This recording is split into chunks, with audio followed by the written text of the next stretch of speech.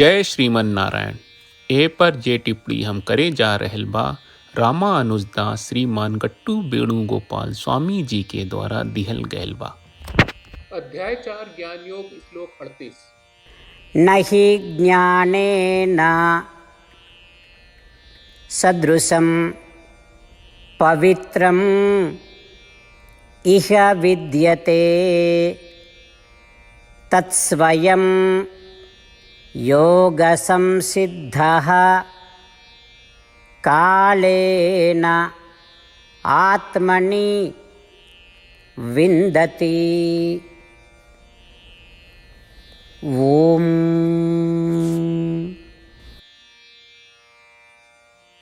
गीताचार्य श्री कृष्ण परमात्मा अर्जुन समेत हमनी सबके ज्ञान योग की शिक्षा दे रहल बाड़े। परमात्मा कहत बाड़े, हे अर्जुन, का रौरा मालूम बा कि ई आत्मज्ञान कितना महान बा। ई आत्मज्ञान के बराबर कुछो नहीं थे जे हमनी के शुद्ध कर सके। रौरा ता जानत बानी कि ई आत्मज्ञान का करेला। ई सब पाप के खत्म कर देला। यही से आपन आचार्य के पास जाके उनकर आशीर्वाद से आत्मज्ञान की शिक्षा ग्रहण करी।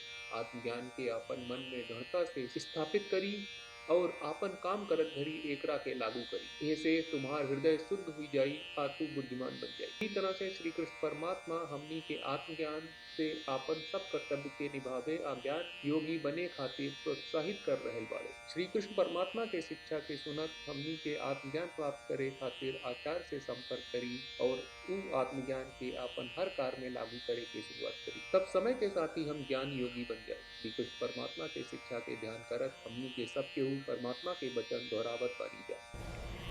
न हि ज्ञानेन सदृशं पवित्रमिह विद्यते तत्स्वयं योगसंसिद्धः कालेनात्मनि विन्दति।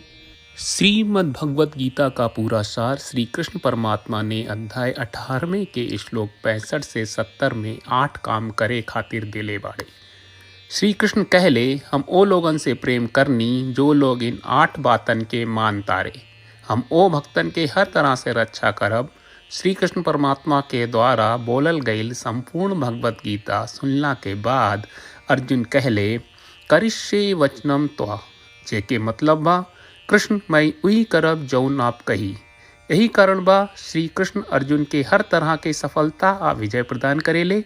आई परमात्मा के आपन व्रत देई कि हमनी के ये 8 गौ कर्म के पालन करी जा। ई वचन परमात्मा के देवे से बड़न कौनो पूजा तपस्या यज्ञ नहीं। हम 8 प्रण कहब जौन हमनी के करे के चाहिए। आप सब कृपया इन्हन के आपन दिमाग और दिल में सोची।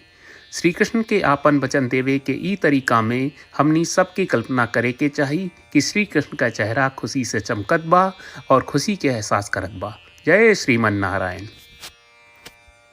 यहाँ हमनी के 8 वादा बा।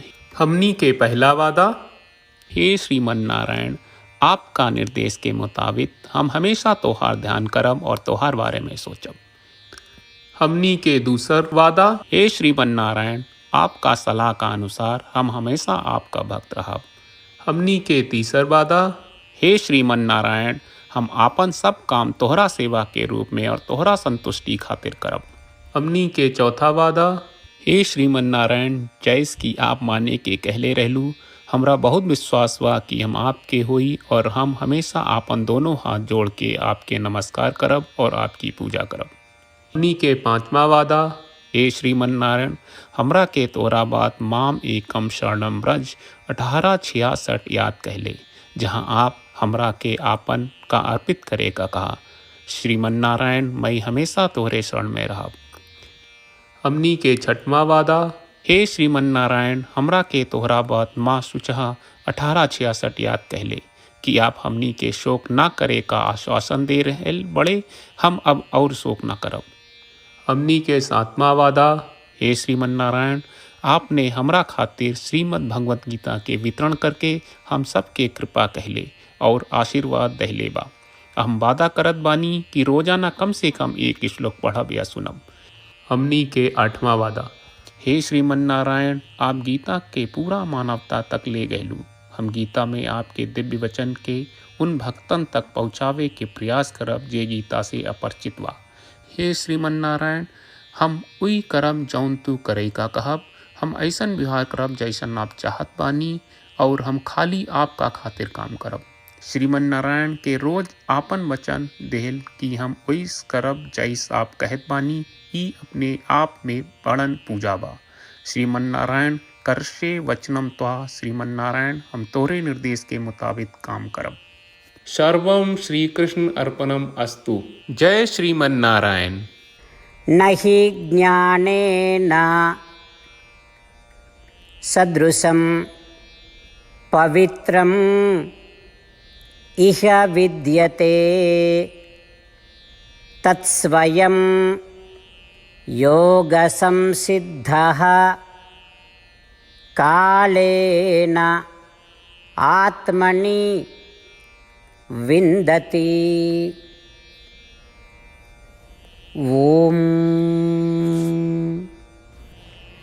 न हि ज्ञानेन सदृशं पवित्रमिह विद्यते तत्स्वयं योगसंसिद्धः कालेनात्मनि विन्दति।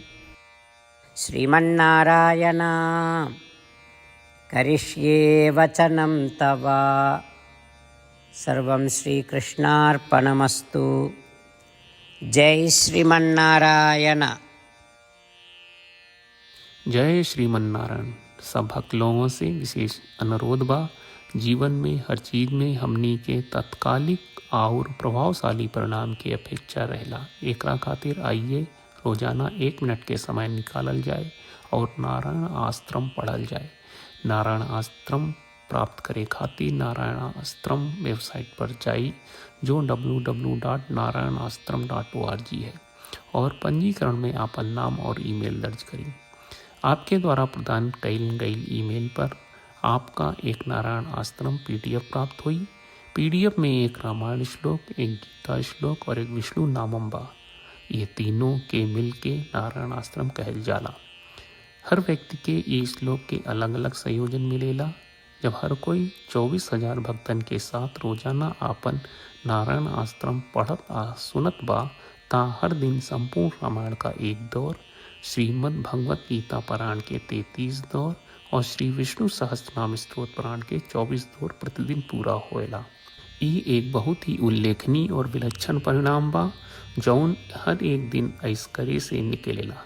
ई कारण बा कि आप और आपके परिवार के सदस्य तुरते जाके आपन नारायण आश्रम प्राप्त करी। जय श्रीमन नारायण।